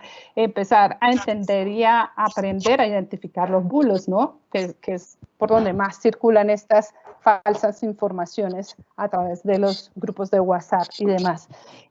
Quisiera darle la palabra entonces a Germán para que veamos un poco de su perspectiva cuáles serían como los retos que tenemos frente a estas realidades y cómo podríamos también de alguna manera insertarnos en esta dinámica digital, pero también enfrentar esta cibervigilancia de la que nos has hablado. Y creo que ahí el punto clave que ha puesto también Francisco Sierra sobre el tema de la necesidad de una regulación, pero una regulación que permita también una autonomía y una participación amplia de la ciudadanía, es clave en este panorama esperanzador o en este panorama de retos y de alternativas que tenemos. Germán, te cedo la palabra. Gracias, Eliana. A ver, pues me alegra escuchar en la forma amplia en que lo ha hecho las propuestas, retos o respuestas a retos que aparecen en boca de Francisco. Pero antes de entrar en algo que yo podría añadir a lo que él ha dicho ampliamente, porque ya hice uso de la palabra más de los minutos que tenía, pues yo diría primero, me encantó la máscara de Omar. Creo que otros han dicho lo mismo, no solo por su creatividad, sino porque esa es la máscara que yo diría que deberíamos ponernos ahora, a diferencia de las otras que nombré anteriormente. Igualmente, creo que valdría la pena empezar diciendo, retomando algo que dijo Omar, que efectivamente cuando aparecen formas de control, como lo decía mi maestro Foucault, siempre aparecen formas de resistencia. ¿Aló? Y esto es inevitable. Y efectivamente, digamos, sí, ahí está el punto de partida y el elemento central de una propuesta o de un reto que debemos asumir. Entre las preguntas que llegaron, más que preguntas, comentarios al chat que Eliana leyó, yo diría que la primera me permite hacer una breve reflexión. ¿Están usando nuestra información? ¿O es que no estamos educados para poder crear formas de respuesta o de, digamos, formas de resistencia frente a esos usos de Internet abusivos, de control? Y yo pienso que efectivamente, pues dentro de la forma en que lo planteé, a mi parecer, la estrategia fundamental en el cambio de época en que nos encontramos es la cibervigilancia comunicativa. No cabe duda, no me cabe duda que esta es la nueva normalidad. Y es una normalidad que desafortunadamente estamos aceptando. A mí esto de la tolerancia de la gente común que dice, me parece muy bien que nos vigilen, qué bueno que nos estén midiendo la temperatura en todas partes, que nos estén fotografiando sin cesar, que sigan nuestros pasos permanentemente, etcétera, parece normal. Y me preocupa infinitamente esta tolerancia de la gente al uso de nuestra información. No sé si esto desaparecerá con una educación, porque digamos que es algo que se está haciendo parte de nuestra vida día a día en la medida en que somos usuarios permanentes de todos estos dispositivos y consideramos que la forma de usarlos es esta que está haciendo el Estado, que está haciendo los gobiernos autoritarios, no todos los estados. Pero retomando lo de Francisco, la comunicación educativa tiene mucho que hacer allí. Entonces, yo diría que efectivamente en el campo de la educación, en este momento tenemos una muy buena posibilidad de generar respuestas, de generar espacios de construcción de resistencia, de diálogo, de generación de escenarios, de estrategias de emancipación, de formas nuevas de producir procesos antagonistas. Si quisiera ir hasta el nivel radical, compreciado, diría cerremos Internet, desconectémonos de Facebook o de Teams. Pero esta sería una respuesta radical que probablemente no nos permitiría hacer la resistencia de la que estamos hablando en educación, que es una resistencia en la cual los actores toman la palabra. Estaría hablando entonces de informática comunitaria, en términos de Gurbich, por ejemplo. Estaríamos hablando de otras formas de poder actuar, pensar, transformar políticamente la realidad en la que estamos sumergidos y de la que no nos damos cuenta. Incluso en este tiempo en el que la educación nos ha confinado al teletrabajo y efectivamente este confinamiento, este encarcelamiento para profesores, padres de familia y niños está siendo tan evidente, no salta a la vista y no queda en evidencia que salvarnos o salvar nuestra sociedad es inventarnos como comunidad y como comunidad que habla, que tiene la palabra, que elude la biovigilancia cibernética, que es capaz de una mutación deliberada, elementos que nombré de paso. Entonces, la educación tendría, y la comunicación educativa en este momento, la capacidad de poder pensar esa relación entre comunicación y educación desde esta cultura del encierro, desde esta cultura del confinamiento, para poder generar pues tradiciones de elementos de respuesta tomados de la tradición del común, que me encanta que haya citado Francisco como parte de su trabajo, porque también para nosotros son elementos en este momento de trabajo permanente. Hablamos en el subcampo de comunicación de una comunicación del común, y esa comunicación del común, pues hoy tenemos toda la posibilidad de poder construirla. ¿Cómo la vamos a construir? Pregunta difícil que no podría responder, porque frente al virus, pues todas las formas de respuesta en este momento están por hacer. Frente a la sumisión, mutación. Y creo que hasta ahí llegaría mi respuesta. Bueno, creo que tu respuesta también de alguna manera responde a alguien de nuestros participantes que nos ha pedido ideas de cómo resistir a esta ola autoritaria. La leo también para si Francisco cierra luego en la siguiente ronda quisiera agregar algo más a estas posibles formas de resistencia, específicamente a la ola autoritaria que se ha venido legitimando con la normalización de la vigilancia. ¿Y cuáles son nuestros espacios de acción y nuestras estrategias para resistir? ¿Desde qué perspectivas y desde cuáles formas de resistir? Bueno, voy a darle la palabra a Omar, y antes de eso, Omar, aquí hay un comentario que es un poquito extenso, pero quiero leerlo completo. Dice, hace un tiempo leí un ensayo de Omar Rincón, Cuando gobernar es una emoción televisiva, acerca de cómo los políticos a través de los medios de comunicación generan escenarios de satisfacción que hacen que las personas se sientan seguras frente a posibles problemas de la sociedad. Como por ejemplo, un ejemplo de esto es el presidente, entonces cada día a las 6 p.m. sale y se presenta en un espacio que genera bienestar y confianza frente al manejo de la pandemia. Así que, ¿qué es más peligroso en una sociedad? Tener una sociedad que cree en sus gobernantes o en los escenarios que crean, o personas que constantemente dudan de esos mismos escenarios, les restan certeza y por el contrario crean escenarios mucho más duros, aunque más cercanos a la realidad. Y bueno, ahí está para darte paso y ahorita leeremos otras preguntas que hay aquí en este chat. Bueno, se oye, ¿no?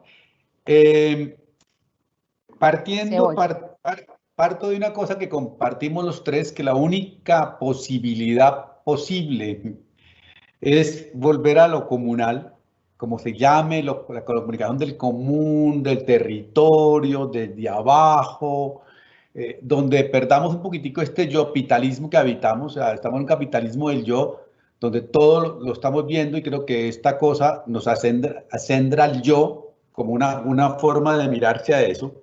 Pero eso de lo comunal se enfrentaría a una cosa que, pues, lo han dicho también Germán y Francisco, y es que la comunicación que sería contraria a esa, me gusta ese nombre que le dan, comunicación extractivista, pero esa comunicación extractivista es la de Google, la de Amazon, la de Netflix, la de Microsoft, la de Apple, y resulta que nuestros políticos y gobernantes están súper fascinados con eso. O sea, que ellos ni se preguntan si es un extractivismo, ni se preguntan absolutamente nada para eso. El presidente de Colombia se hizo invitar a Silicon Valley y no le dejaron ni tomarse fotos con los de Apple. O sea, viven fascinados, pero esto es de izquierda, derecha y centro. O sea, ¿qué hacemos con una cantidad de gente que vive emocionada con conectar a todo el mundo y creen que la conexión desarrolla todo? Entonces me preocupa que este discurso lo comunal, que aunque es resistente, como que no tiene oídos en ninguna parte más que entre nosotros. Entonces no sé si estamos construyendo como un discurso que nos conforma a nosotros, pero que no está logrando tener el impacto en el afuera, como que si estuviéramos jugando el partido de fútbol en la cancha que no es, como que jugamos al lado de la gran cancha y jugamos y metemos goles y somos sensacionales teóricamente y gol nuestro, pero los otros tipos ni se han enterado que nosotros hablamos de eso. Entonces, digamos, eso es una duda que tengo ya de geopolítica o de política para eso. Segunda parte, voy a contestar como en bullets las preguntas que hicieron. El problema es que nos usen nuestros datos, es problema del concepto que cada uno tenga de su derecho a la intimidad. Yo no me opongo, si ustedes creen que sus datos son para todo el mundo, pues hágale, o sea, póngalos en Facebook, hagan lo que se les dé la gana. Pero si uno considera que su vida íntima y sus datos tienen un valor, tendría que establecer estrategias de uno mismo para hackear un poco el sistema. Voy a decir una cosa de ejemplo, súper simple. Netflix da 5 perfiles. Si mi perfil lo comparto con 50 personas, el algoritmo se enloquece y no sabe qué me gusta a mí. En esa medida lo jodo. Primero que todo, economizo porque no pago 50 cuentas, o sea, sale barato. Y segundo, me recomienda mañana una porno y pasó mañana un ambientalista, el otro de una política, está loco. Entonces, de alguna forma sí tenemos un poder desde cada uno de nuestros datos de cómo hackear el sistema. Si queremos simplemente entregarlo por un Wi-Fi, denlo por un Wi-Fi, pero eso es problema de cada cual. Segundo, que el problema son las personas no educadas. Y ahí yo creo que Francisco y Germán están conmigo. Es que eso es lo que no tenemos que pensar, que hay personas no educadas. Es el mismo cuento. Es, yo sí sé defenderme. Yo soy un genio para pelear contra los datos, pero el otro no, mi vecino no. Mi vecino es un cretino, tarado mental, que a duras penas se defiende. Oiga, comencemos a pensar mejor del vecino y comencemos a pensar más mal de mí mismo. Me parece a mí que eso es un segundo elemento. Tercero, conciencia de colonial. Yo creo que lo del colonialismo, creo que Francisco no desarrolló hoy, ni Germán, que les he escuchado conferencias, es que el colonialismo no es un problema de terminología, es que estamos cognitiva, narrativa y estéticamente conquistados. No es tan fácil pedirle ahora a la gente que renuncie a ciertas modernidades que nos parecen interesantes. Entonces la lucha de conciencia de colonial es lo comunal, pero tenemos que luchar contra toda una propuesta de felicidad del yo capitalista. Entonces no es tan fácil como, oh, vamos a volvernos comunales porque no hay posibilidad por eso. Y la cuarta pregunta queda con respecto a los medios. Sí, los medios se volvieron importantes porque la gente va a los medios y va a los medios porque cree que es una información más legitimada porque hay periodistas que la controlan, que la determinan o la deciden, y le está yendo muy bien a los medios. La gente volvió a los medios con esta cosa del confinamiento. Pero creo que eso fue como un efecto de demostración. Fuimos a los medios y vimos que estaban desnudos. No tienen nada que decir. Estamos yendo porque estamos en la casa.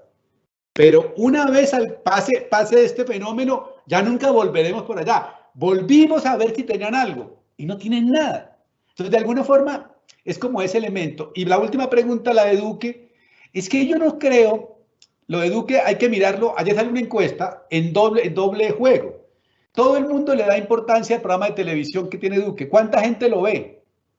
¿Cuántos de los que están aquí lo han visto? Nadie. O sea, el rating es bajísimo, pero todo el mundo habla del programa de Duque. Entonces, de alguna forma, también se cuenta cómo es que creamos fenómenos interpretativos, porque el programa de Duque se resume en el noticiero Caracol, RCN y CMI en un minuto. Todo lo que dice en una hora cabe en menos de un minuto, y eso que todos los días cambia de eso. El hecho que a él le vaya bien en imagen es por una cosa natural, como lo planteó Germán. Si nos ponen que estamos en una guerra, que esto es una lucha patriótica, que debemos ponernos la camiseta de la Selección Colombia y no la de los líderes sociales, que debemos salir a luchar por eso, pues todos queremos que le vaya bien. O sea, en este momento, si me preguntan a mí, yo quiero que le vaya bien a Duque, o sea, que tome las mejores medidas porque necesito que salgamos de esto para que se acabe la disculpa de esto. Pero estamos en unos medios que son excesivamente homogéneos. Cuando esto se diluye un poquito, que ya está diluyendo en el interés de la gente, no van a encontrar diversidad para eso. Y mi última discusión, y ahí es una que tengo que yo creo que estamos de acuerdo, pero es la administración la que no estamos de acuerdo de pronto. Yo sí creo que yo no creo en la alfabetización de la gente, yo no creo. Yo creo que, por ejemplo, intentamos formar públicos para el cine y no pudimos formar públicos críticos. Intentamos formar público crítico para la televisión y no pudimos formar crítico para la televisión. Me parece que ese hecho de creer que yo puedo educar a alguien en cómo se usan las redes digitales, se defiende uno frente a eso, me parece que no. Creo más en la segunda opción que menciona un poco, yo casi que estoy de acuerdo que ellos están por ahí, hoy no es formar, es que se vuelvan productores, es que comiencen a luchar, que el tiempo que gastan consumiendo lo gasten produciendo, que comiencen a hacer y que haciendo se vuelvan críticos frente a lo que consumen, pero es el hacer y no el formar en ese tipo de cosas. Y la última para desentir también eso, yo con esas vainas de los check-in no estoy de acuerdo para nada. A mí esa vaina de gastarse un pocotón de plata chequeando datos, la guerra es en vivo y en directo, es que hay guerra mediática. Si yo a una persona le demuestro el día siguiente, 24 horas más tarde, que ayer mintieron, solamente los que ya no hemos creído nos enteramos, pero la demás gente pasó derecho. Si yo quiero hacer check-in, tengo que hacer Colombia Check en vivo y en directo. No puede ser porque el tiempo es de actualidad. Y a mí me parece que porque ya al otro día voy a comprobar que yo sabía que eso era mentira, pero el tweet salió perfecto. Pongo un ejemplo elemental. El presidente Trump dice, vamos ganando la guerra, estoy haciendo un gran gobierno contra el virus. Todos los análisis dicen que no. Pero el New York Times pone en el título eso. En las redes sociales se va el título que dijo Trump. Cuando un ciudadano lo recibe y dice, el New York Times dice que Trump dijo que tal cosa. Perfecto. Yo no tendría que titular así, tendría que titular, miente otra vez Trump. No tengo por qué darle la visibilidad a su mentira en el titular. Entonces yo creo que sí hay prácticas periodísticas que pueden cambiar, que sí hay forma de eso, pero que el check-in es un poco tarde. Y por último, termino que todo conjuga lo primero que dijeron los compañeros, Germán y Francisco, es lo comunal, pero como una resistencia activista desde el territorio. O sea, que es resistiendo activista comunicativamente desde el territorio, que creo que eso es lo que hay que mirar y en eso han trabajado. Y creo que, por ejemplo, Germán ha trabajado mucho con el conocimiento de los sabedores ancestrales desde abajo, con la gente, y cómo las comunidades ancestrales son capaces de resistir. Por ejemplo, una resistencia tan boba que mucha gente se burla, como no llamar nunca el nombre del virus para no atraerlo, como decir que se llama el bicho o la cosa. Eso me parece interesante. Las comunidades ancestrales tienen más conciencia lingüística que nosotros. Nombrar es hacer que exista. Eso lo dijo Wittgenstein de años. Y lo dijo Austin y Searle. Y los indígenas no estudiaron a Austin y Searle ni a Wittgenstein. Y saben que nombrando las cosas se atraen y existen. ¿Y por qué no somos capaces de asumir eso? Yo, desde que leí eso, no vuelvo a decir el nombre de esa cosa, digo la cosa. Ellos dicen el bicho, está bien, eso es resistencia. Resistencia desde el nombrar. Entonces digo que sí hay prácticas, pero tenemos que volver a dejar el yo, diluir el yo en lo comunal, y eso es muy jodido en este tiempo.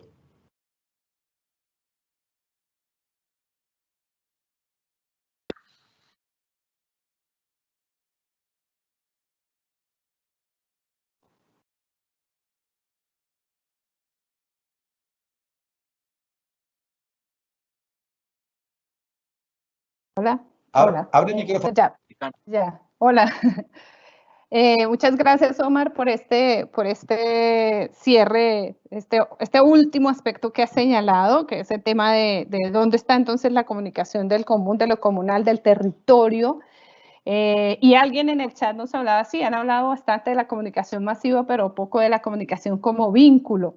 Y esa de la que tú hablas como activista desde el territorio, pues casi no pasa por estas plataformas. Por lo menos no en nuestro país, donde en la mayoría de los territorios donde habitan nuestras comunidades indígenas no hay esta conectividad, por supuesto, pero sí hay otro tipo de conectividad con la madre tierra, con el de al lado, con el comunal, con el de enseguida, con sus propios procesos.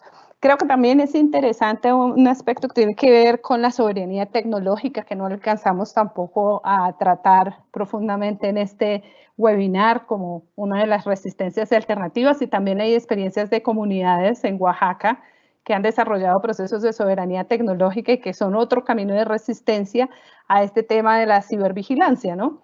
Y pondría sobre la mesa que nos quedarían muchas otras cosas para discutir. Nos habíamos propuesto tener este webinar de 1 hora y media y ya casi vamos a completar 2 en esta conversación, que ha sido muy interesante. Quisiera saber si nuestros invitados quieren acotar alguna cosa de cierre, alguna información final, alguna idea para cerrar en esta tarde estas reflexiones, estas miradas críticas que estamos teniendo frente a estas circunstancias y frente a este momento.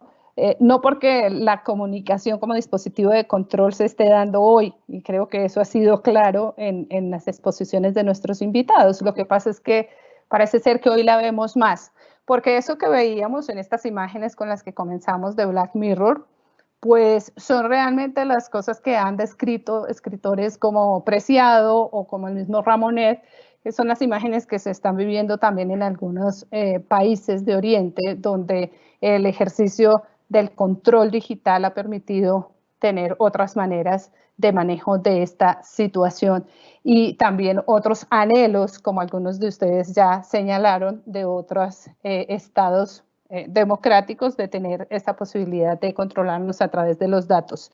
Dentro de esas formas de resistencia, contar, por ejemplo, que en Colombia hoy, justamente hoy, algunas organizaciones como la FLIP, la Fundación Carisma, Linterna Verde de Justicia y el Centro ISUR y algunos otros profesionales independientes han lanzado el índice de coronavirus y derechos digitales en Colombia.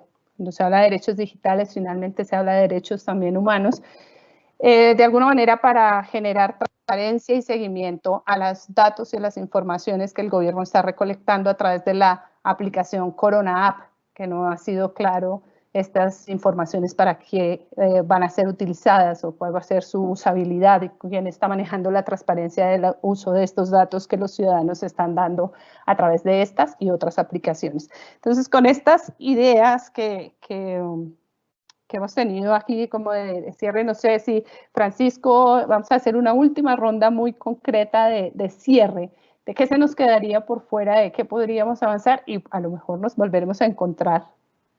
Bueno, yo espero que nos volvamos a encontrar en vivo y en directo algún día de nuestras vidas, si no en otro webinar para avanzar en ellas. Francisco. Perdón, abre tu micrófono, Francisco, por favor. Los dispositivos de control, te lo habíamos cerrado, perdón. Ya lo había cerrado, yo no lo había cerrado.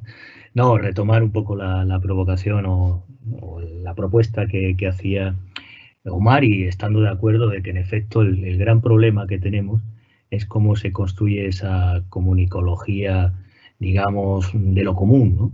Y el problema de lo común remite siempre a un problema gramsciano, que es la intervención. Es decir, no logramos cambiar la realidad de la comunicación, ese es el reto, ese es el objetivo, y habrá que preguntarnos por qué no logramos cambiarlo. Reconociendo que es necesaria la intervención, por tanto, la educación y, por tanto, la pedagogía en un sentido gramsciano de abordarlo. Y hay varios elementos que sí que tenemos que tomar en cuenta y que son los problemas para desarrollar lo común, ¿no? Lo común implica que se construye la práctica, por tanto, no es un a priori. Y entiendo que la crítica iba por ahí. No podemos, en una suerte de despotismo ilustrado, decir qué hacer, cómo hacer y qué significa una comunicación emancipadora y comunitaria. La dificultad de construir lo común como práctica situada es justamente que las reglas no se prefiguran a priori, que se tienen que ir construyendo en presente. Lo que no quita que no pueda haber políticas activas.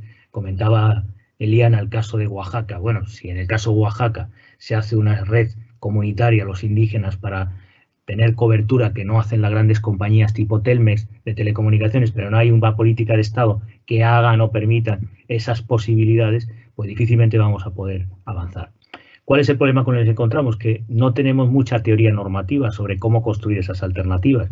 No hay pensamiento desde el punto de vista de política pública, de definición de cómo sería un ecosistema equilibrado, comunal, de construcción. Hay mucha práctica. Por ejemplo, en Colombia tenéis numerosas experiencias, cada vez más sistematizadas, poco conocidas en el exterior, que habría que tomar como punto referente para construir esa teoría normativa, para construir qué sería un ecosistema mediático equilibrado, comunal, abierto, autónomo, con soberanía tecnológica.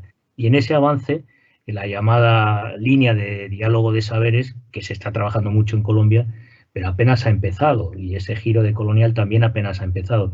Tenemos que aprender mucho de esas prácticas para construir teoría normativa, y en segundo lugar tenemos que imaginar otras tecnologías y otras metodologías transformadoras. No podemos seguir con los mismos modelos de intervención que en los años 70 o que en los años 80, no solo porque el sujeto político ha cambiado, como decíamos antes, sino porque necesitamos otro tipo de técnicas y de formas de intervención más mancomunadas, más colectivas, más socioprácticas, pero con técnicas diferentes, ¿no?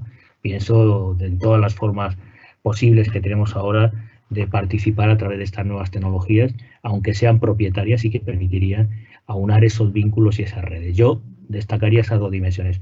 Tenemos falta de pensamiento, aunque reconozcamos que la dificultad mayor para cambiar, asumiendo que hay que intervenir, es justamente que esas reglas de lo común se construyen en movimiento, en proceso. Eso es irrenunciable, porque si vamos con una lógica de a priori, no estamos construyendo lo común, estamos reproduciendo otros modelos también jerárquicos, aunque lo denominemos de dominio público, ¿no? Muy bien, muchas gracias, Francisco. Germán. Pues insisto un poquito sobre el punto que acaba de tocar Francisco, que había sido también pues el tema que propuso Omar. Para mí, como lo hemos dicho y lo dijimos, ¿te acuerdas, Omar, en una feria del libro con Mauro Servino?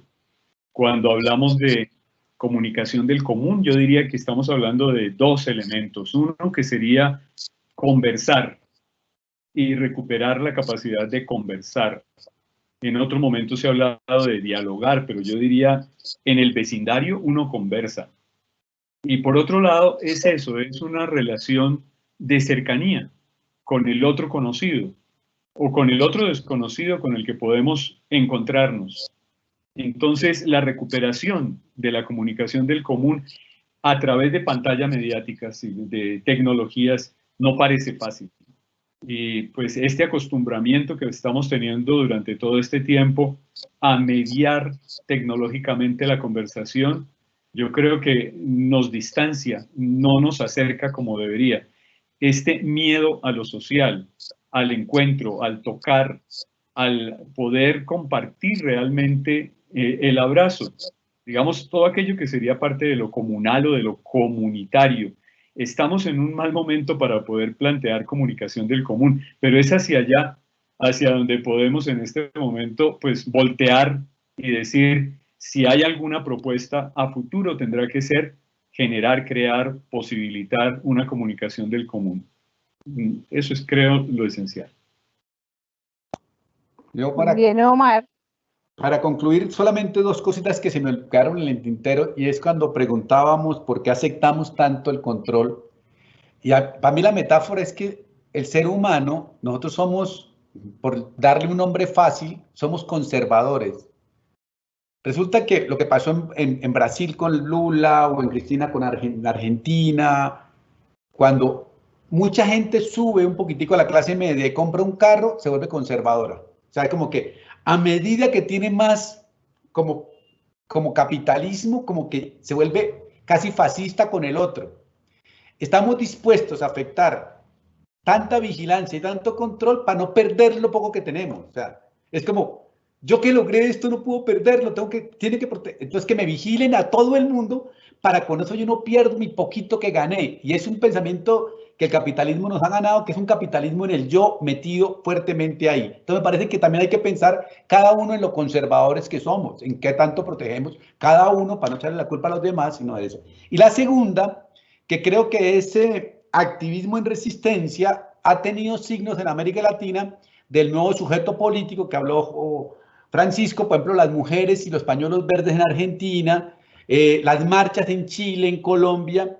Creo que los jóvenes, sobre todo las jóvenes mujeres, han logrado hacer como el ideal de lo que tendríamos que hacer, que esto deshabilitó un poquito, pero que tenemos que volver a reconformarlo, como decía al final Germán, y es cómo jugamos a resistir, a activar, inclusive usando las estéticas de la culture, y jugando en el campo de las redes, y jugando en el campo del símbolo mainstreaming, y desde el mismo mainstreaming tratar de escrachar ahí. Eso es el territorio también de ellas.